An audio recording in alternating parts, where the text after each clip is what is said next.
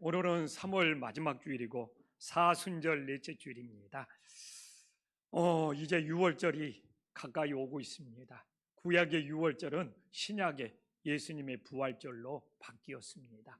유대인들은 오늘 6절에 보면 6월절이 되면 제수 한 명을 놓아주는 전통, 관습이 있었습니다.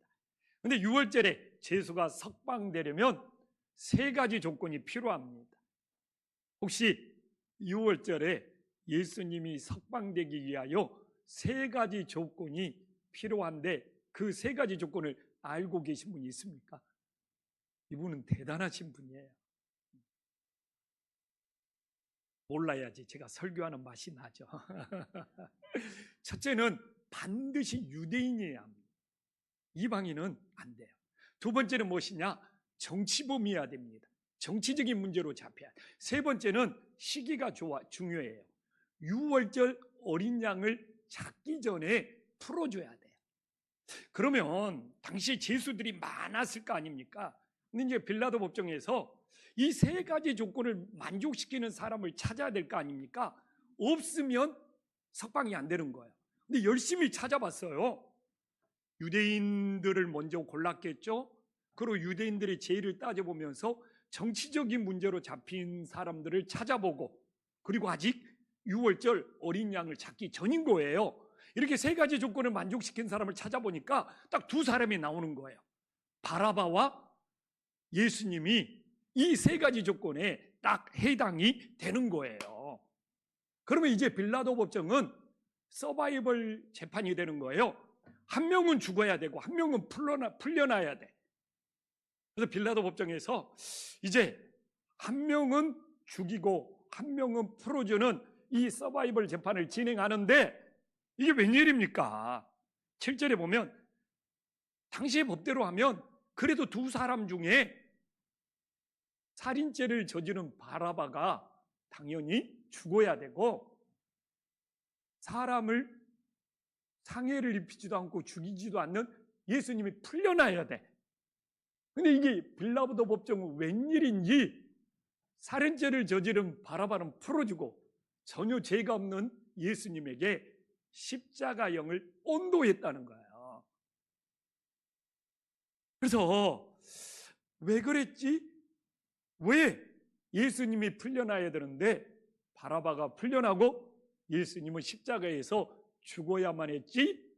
정말 이것을 깨닫는 것이 하나님이 오늘 나에게 어떤 말씀을 전해주시냐를 받을 수 있는 길이 되는 거예요. 그래서 당연히 바라바가 죽어야 되는데 왜 예수님이 대신 죽고 바라바가 풀려났는지를 깨닫고 오늘 하나님이 나에게 주신 말씀을 우리 삶에 적용할 수 있는 은혜의 시간이 될 수 있기를 간절히 소망합니다.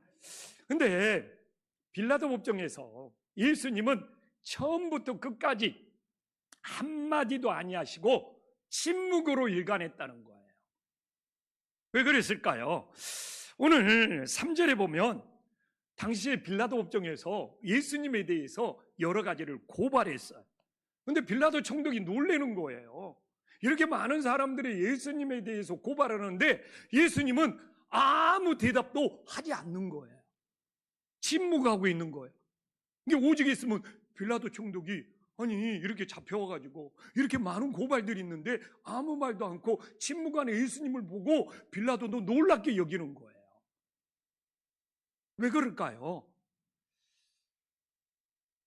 만약 죄가 없는 주님께서 빌라도 법정에서 사람들의 고발에 대해서 변호를 한다면 오늘날 말로 예수님은 피의자 신분이 되어버리는 거예요.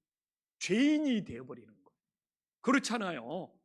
나는 이렇게 그래서 예수님은 오늘날 말로 오면 피의자 신분이 되지 않기 위해서 자기가 죄인이 아니기 때문에 사람들의 고발에 대해서 변호할 필요가 없음을 우리들에게 보여주고 있는 거예요. 그래서 주님은 빌라도 법정에서 죄가 없는데 죄가 없는 사람이 변호할 내용 자체가 변호할 내용 자체가 전혀 없다는 것을 우리들에게 보여주고 있는 거예요. 그래서 이렇게 죄가 많은 인간들이 전혀 죄가 없는 예수님을 심판하고 있다는 엄청난 모순을 빌라도 법정에서 보여주고 있다는 거예요. 근데 오늘날 우리가 그렇게 살고 있어요. 우리는 오늘도 하나님 앞에 예배하지만 하나님 앞에 어떤 신분입니까? 내 죄가 많아서 하나님의 심판을 받아야 될 위치가 우리들의 위치예요.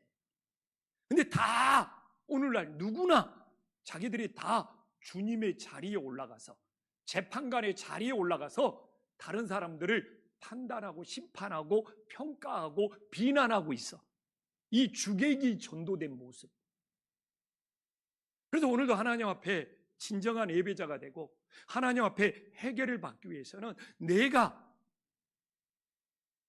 하나님 앞에 죄인 줄 알고 주님의 용서를 받아야 되는데 다 주님의 자리에 올라가 있는 거예요. 그러면서 교회에 와서 다른 사람들을 판단하고 평가하고 비난하고. 그래서 정말 빌라도 법정의 모습은 어떻게 보면 오늘날 우리의 모습과 닮았다는 것을 다시 한번 깨달을 수 있기를 간절히 소망합니다. 그래서 오늘 우리는 어떤 마음으로 주님께 나가야 됩니까? 시편 119편 154절에 보면 예수님은 죄가 없기 때문에 본인을 변호할 필요가 없어요. 그러나 죄 많은 우리들은 예수님의 변호를 받아야 되고 주님의 용서를 받아야 돼요. 그래서 이 시편 시인은 주님께서 나를 변호하시고 나를 구하시고 주님의 말씀대로 나를 살리소서. 우리는 이렇게 기도해야 될 그런 위치에 있어요. 근데 내가 누군가를 판단하고 있다면, 누군가를 평가하고 있다면, 누군가를 비난하고 있다면 어떻게 되냐 이거예요. 그래서 우리가 이 사순절을 보내면서 하나님 앞에서 내 자신의 위치가 어떤지를 깨닫고 죄인인 우리들이 사순절만큼이라도 다른 사람들을 평가하고 다른 사람들을 심판하고 다른 사람들을 험담하는 것이 아니라 정말 거룩하신 주님께서 우리를 변호하시고 우리를 구원하신 그 은혜를 묵상하는 사순절이 될 수 있기를 간절히 소망합니다. 그래서 이 예수님의 침묵 속에서는 더 중요한 뜻이 있는데 그건 무엇입니까? 오직 하나님의 뜻에 순종하려고 하는 예수님의 이 순종의 고백이 담겨 있음을 깨달으시기를 간절히 소망합니다. 그래서 예수님이 침묵하면서 이 순종한다는 하나님의 뜻은 무엇입니까? 예수님은 우리의 죄를 용서하시기 위해서 십자가의 길을 가셔야 되는 거예요. 그래서 예수님은 이 침묵한다는 것은 타협하지 않고 하나님의 뜻대로 고난의 잔을 마시겠다는 정말 순종이 담겨져 있는 거예요. 그래서 우리는 이 예수님의 이걸 침묵의 순종이라고 그러는 거거든요. 이 예수님의 침묵의 순종을 보면서 우리의 말이 앞서는 것이 아니라 예수님이 이렇게 침묵할지라도 행함으로 순종을 보여주고 싶잖아요. 그걸 따라갈 수 있는 믿음의 자녀들이 되기를 간절히 소망합니다. 그래서 사도 요한은 십자가의 길을 가는 예수님의 모습을 봤어. 예수님은 말이 없었어요. 침묵했어요.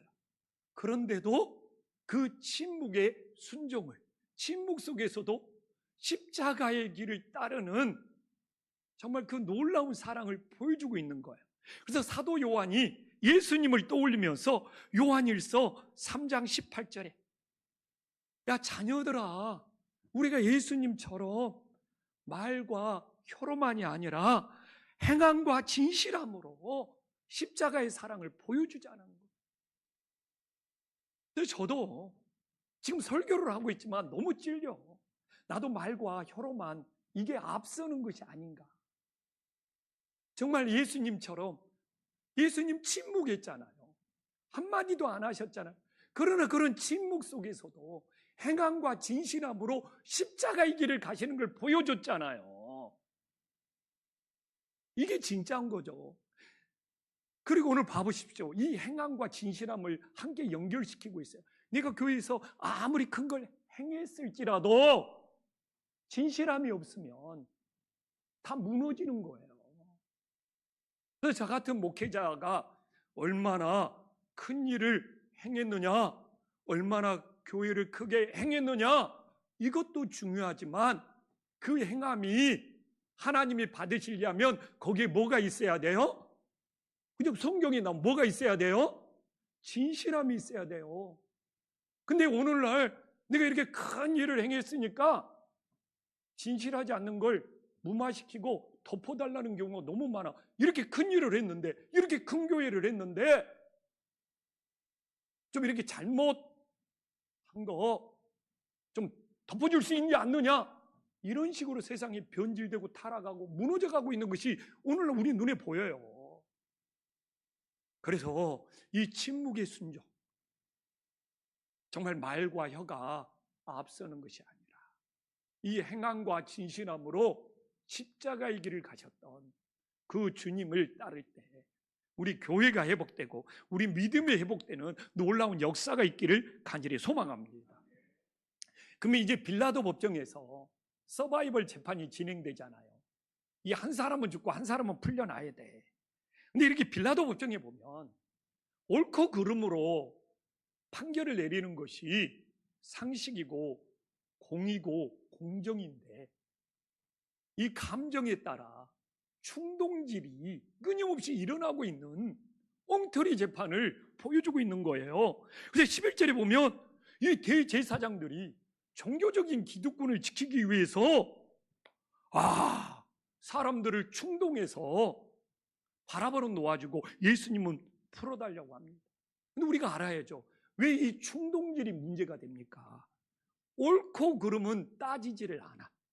그러면서 감정에 좌우된다는 거예요.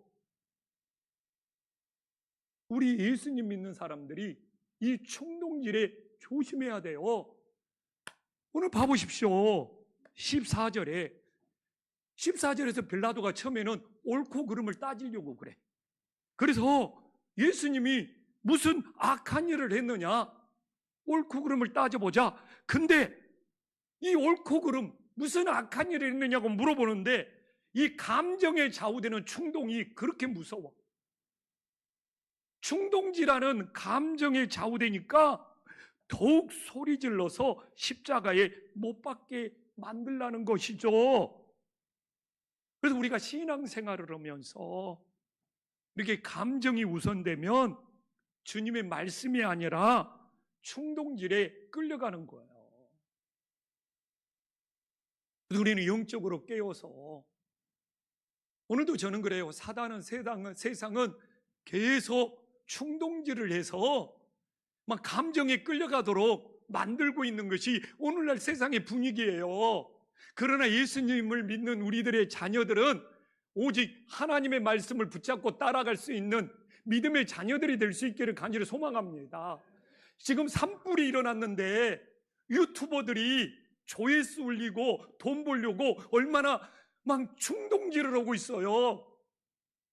막 유튜버들이 충동질하잖아요.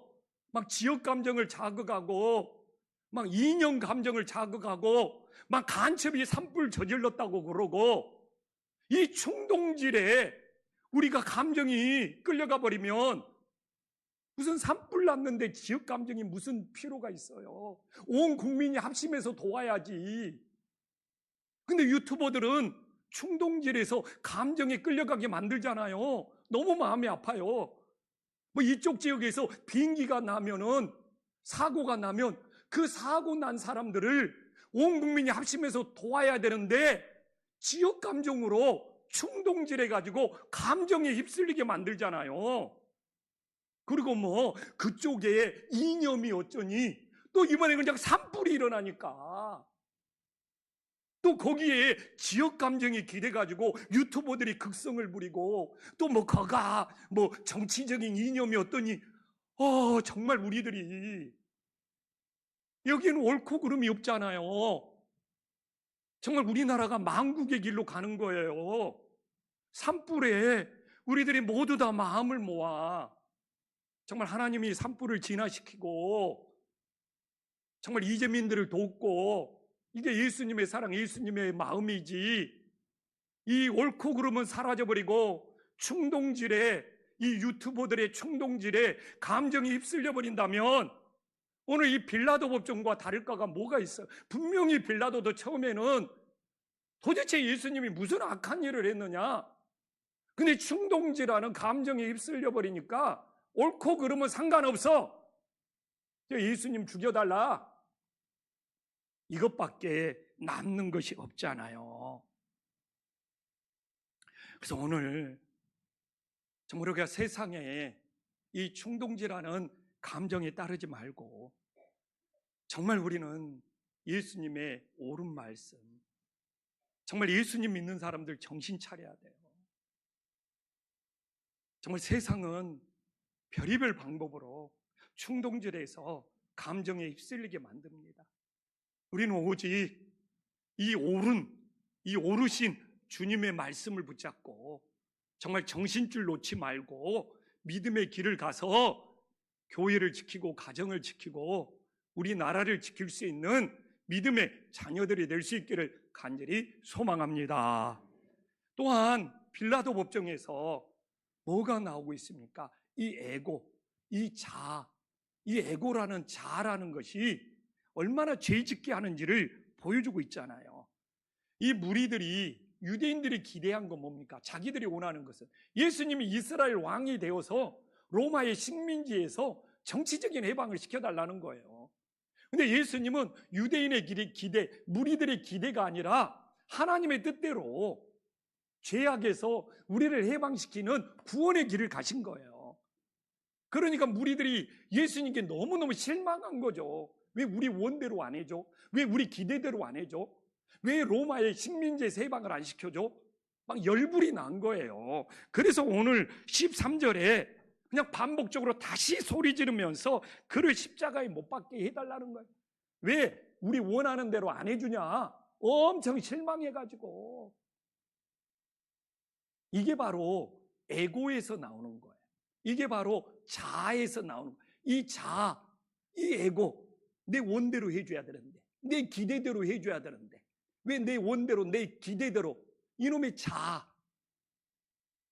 내 자아가 원하는 대로 안 해주니까 그냥 반복적으로 다시 소리 질러 예수님을 죽여달라고 그런 거잖아요.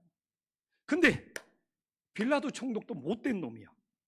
자, 봐보십시오. 10절에 예수님이 죄가 없다는 걸 자기가 제일 먼저 알았어. 왜? 대제사장들이 죄가 있어서 고발한 것이 아니라 시기로 고발한 거잖아요. 그러면 본인이 죄가 없다는 걸 알아.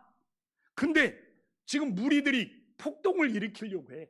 무리들이 소요를 일으키려고 해. 그러니까 그 무리들을 진정시키고 싶어서, 무리들에게 만족을 주고 싶어서 거짓된 판결을 내리는 거잖아요. 지금 폭동이 일어날까봐, 소요가 일어날까봐 무리에게 만족을 주고자 거짓된 판결을, 엉터리 판결을 바라바는 풀어주고 예수님은 십자가에 못 박게 만들고 있는 것을 우리들에게 보여주고 있는 거잖아요.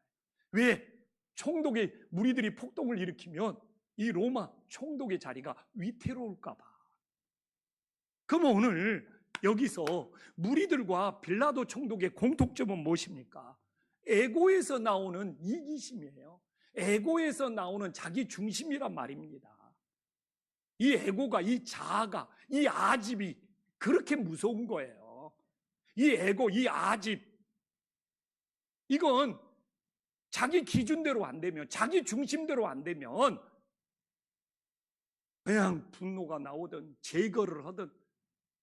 그래서 많은 사람들이 물어봅니다.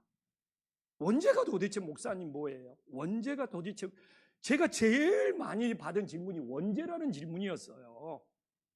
예전에는 뭐 죄된 성품이지 않겠냐 그랬는데 지금은 너무 분명히 말할 수 있어요. 원죄는 뭐냐? 우리들의 에고, 우리들의 자아예요. 태어날 때부터 이 에고, 자아가 없는 사람이 없어요. 이 에고, 이 자아가 막 시기심, 질투, 이기심, 막 분노, 이 에고 자아가 강한 사람이 막 나 상처받았네, 나 무시당했네. 다 이게 에고 자아에서 나오는 거예요. 그래서 지금은 목사님, 원죄가 뭡니까? 우리 안에 있는 이 에고, 이 자아, 이 아집이라는 것이다. 이게 이기심으로, 이게 상처로. 그래서 오늘 여기도 다 원죄를 가지고 있어요. 자아가 없는 사람이 누가 있어요? 에고가 없는 사람이 누가 있어요? 이제 이게 어떻게 표출되냐에 따라서 다르는 거지. 그래서 세상은 죄를 짓는 걸 보고 죄인이라고 말하지만 기독교는 죄인이기 때문에 죄가 나온다는 거예요. 죄인이에요. 에고를 가지고 있는, 자아를 가지고 있는, 아집을 가지고 있는. 그래서 내 안에 이 에고가, 자아가 밖으로 어떻게 나오느냐의 문제에 따라 큰 죄가 될 수 있고 작은 죄가 될 수 있고 그냥 짜증이나 투정으로도 끝날 수 있는 거죠. 그래서 한평생 이놈의 에고가, 자아가 나를 괴롭히는 거예요. 이 에고가, 자아가 감정에 휩쓸리게 하고 신경질 부리게 하고 분노하게 하고 상처받게 하고 무시당했다고 생각하게 하고 다 에고가 우리를 괴롭히고 있는 거예요. 그래서 저는 그래요. 당신 신앙이 얼마만큼 성숙했어? 당신 진짜 거듭났어? 당신이 성화됐어? 에고가 얼마만큼 죽어서 내 중심에서 하나님 중심으로 옮겨갔느냐 이거죠. 에고가 살아있으면 하나님 중심이 아닙니다. 자기 중심이지. 이게 자기 마음에 안 들면, 자기 기대대로 안 되면 지금 우리들이 예수님 죽여라는 거예요. 얼마나 에고가 강합니까? 얼마나 자기 기준, 자기 중심이 강합니까? 자기 기대대로 안 해줬다고. 왜 예수님이 죽어야 되냐? 어떻게 보면 오늘날 영적 싸움이 뭡니까? 내 안에 있는 이 원죄, 이 에고, 이 자아와 오늘도 우리는 영적인 싸움을 하고 있는 거예요. 그래서 내 자아가 죽어서 얼마만큼 내 중심에서 하나님 중심으로 옮겨갔느냐? 이게 그 사람의 신앙의 성숙이야. 내가 교회에서 얼마나 일을 많이 했느냐? 이게 신앙의 성숙이 아니라 그건 종교 활동을 한 것이고, 신앙의 성숙은 얼마만큼 하나님 중심으로 옮겨갔느냐. 에고가 죽지 않고는 불가능해. 정말 우리 김포한신교회는 내 이 자아가, 내 이 아집이 죽어서 내 오늘도 내 중심으로, 자기 중심으로 뭐가 마음에 안 들다고 진짜 투덜대는 것이 아니라, 이 에고가 강한 사람은, 자기 중심이 강한 사람은 내 눈에 거슬리고 내 마음에 거슬리고 내 귀가 거슬리면 그 에고가, 자아가 툭 튀어나오는 거예요. 그렇기 때문에 에고를 죽여야 돼요. 우리가 왜 사순절을 보내고 있습니까? 정말 예수님처럼 내 이 자아가 죽어서 내 중심에서 하나님 중심으로 옮겨가는 그런 사순절의 여정이 될 수 있기를 간절히 소망합니다. 또한 이 빌라도 법정에서 어떤 일이 일어났어요? 이 빌라도 법정은 우리 기독교는 운명이 바뀐다는 걸 보여줍니다. 자, 어떻게 운명이 바뀌었어요? 15절에 보면 분명히 바라바도 자기가 죽어야 되는 줄 알아. 근데 이게 도대체 어떻게 된 거예요? 자기가 풀려나고 예수님이 죽었어.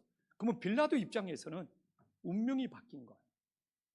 분명히 자기가 죽어야 될 운명인데 예수님이 대신 죽어줘서 자기가 다시 살아나는 운명으로 바뀐 거예요. 누가 봐도 바라바입니다. 바라바 입장에서는, 오늘도 저를 좀 바라봐 주세요. 아멘. 네. 그렇게 자꾸 바라봐 그러는데 딴 데 바라보고 있으면 어떻게 해요? 이 바라바 입장에서는 자기의 운명이 바뀐 거예요. 분명히 자기가 죽어야 되는데 예수님이 대신 죽고, 이게 예수님과 바라바의 운명이 바뀐 거예요. 그러면 오늘 우리가 성경 말씀을 본다면 이 오늘 말씀이 나에게 주시는 말씀이 되려면 바라바와 내가 관련이 있어야 돼요. 이게 죄인된 우리도 어떻게 해요? 바라바처럼 죽어야 하는데 예수님이 대신 죽었잖아요. 그래서 우리의 구원받는 것으로 우리의 운명이 바뀌었잖아요. 오늘 우리가 예배 드리는 이유는 무엇입니까? 예수님이 내 운명을 바꿔줬기 때문에. 아멘.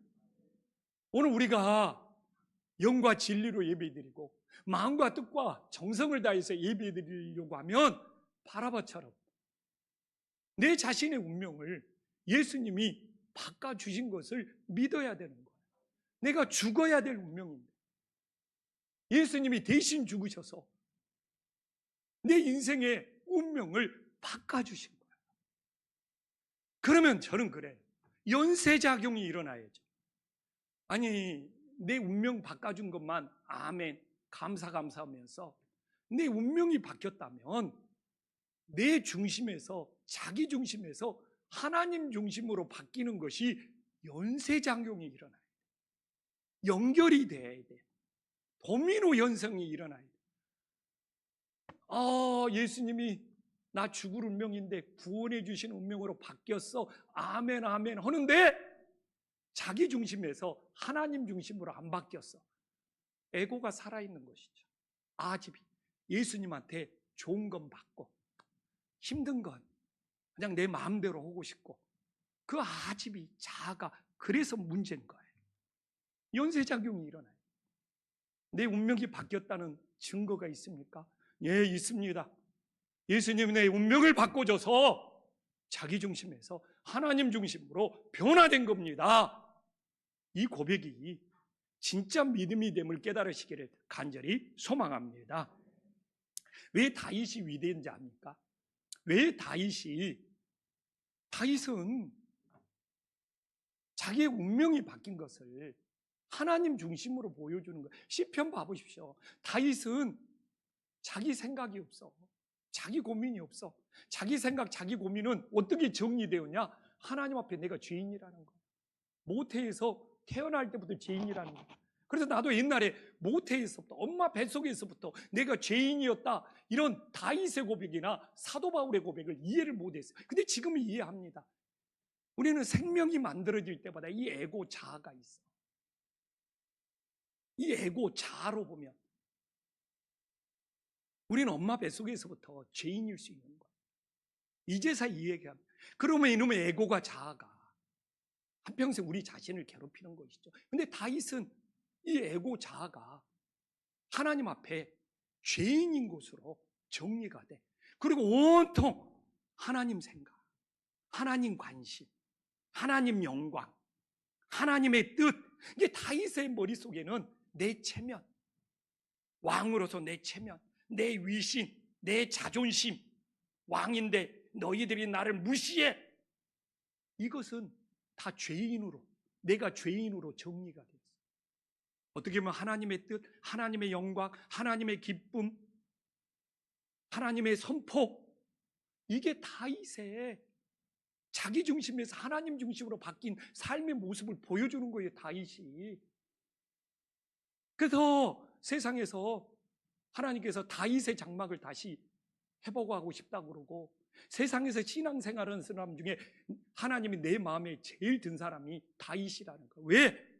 자신의 에고, 자신의 자아가 죄인으로 고백되고 온통 하나님의 뜻이 뭐냐, 하나님의 영광이 뭐냐, 하나님이 높임받는 것이 뭐냐, 여기에만 관심이 있었기 때문에.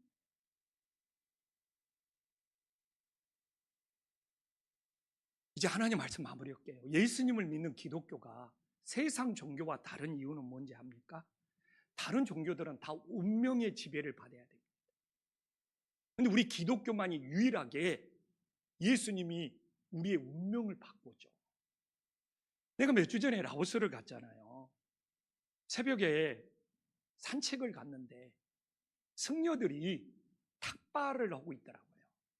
동남아를 가면 자주 봅니다. 탁발. 이 승려들이 아침에 바구니를 들고 다니면서 보시를 받는 것이죠. 그러면 사람들이 길거리에 나온 스님들에게 이제 보시, 음식을 바구니에 담아주죠. 근데 전부 관광객들이었고, 관광객들이 음식을 사다가, 그러니까 보시라고 그 음식을 파는 사람들이 있더라고요.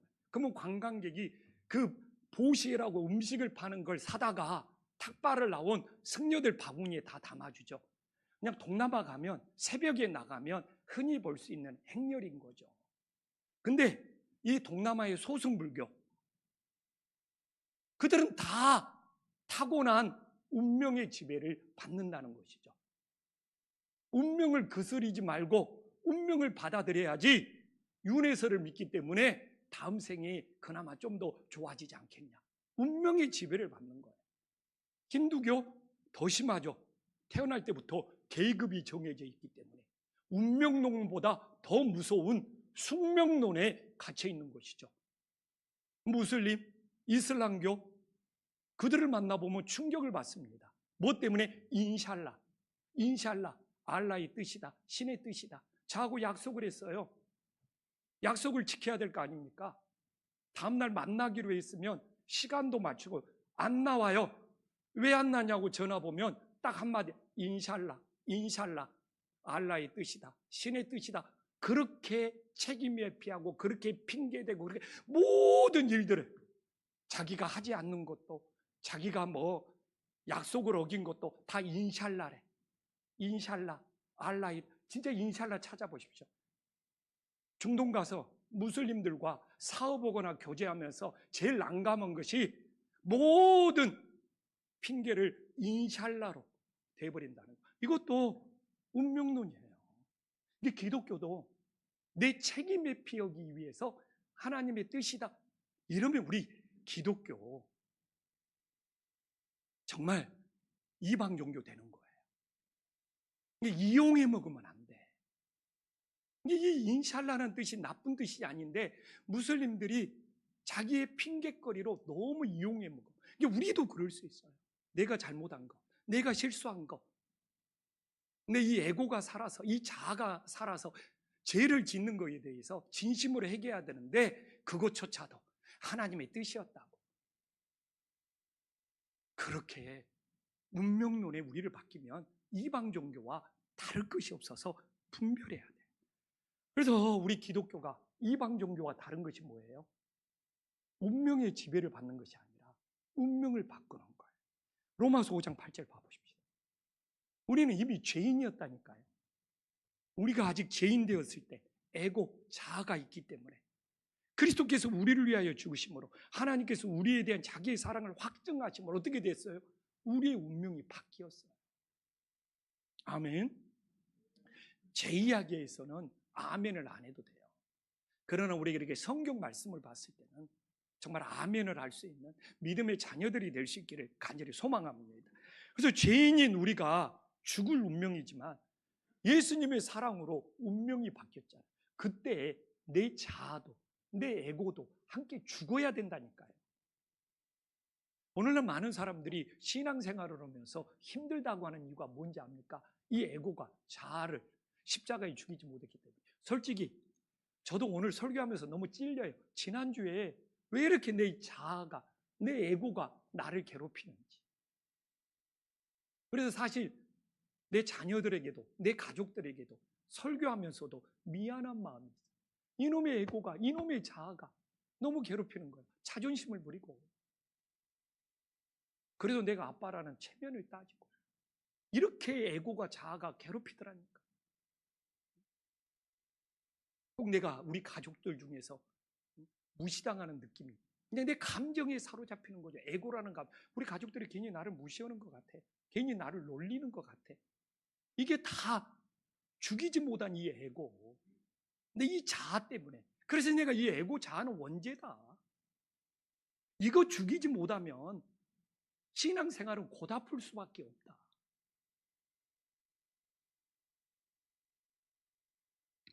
정말 사순절을 보내잖아요. 사순절이 진짜 한 번쯤 묵상해 볼 말씀이잖아요. 그래서 우리가 정해진 운명에 지배받는 것이 아니라 정말 주님의 사랑으로 우리의 운명을 바꿔줄 때 정말 내 이 에고, 자아도 죽어져서 정말 새롭게 살아갈 수 있는 믿음의 자녀들이 될 수 있기를 간절히 소망합니다.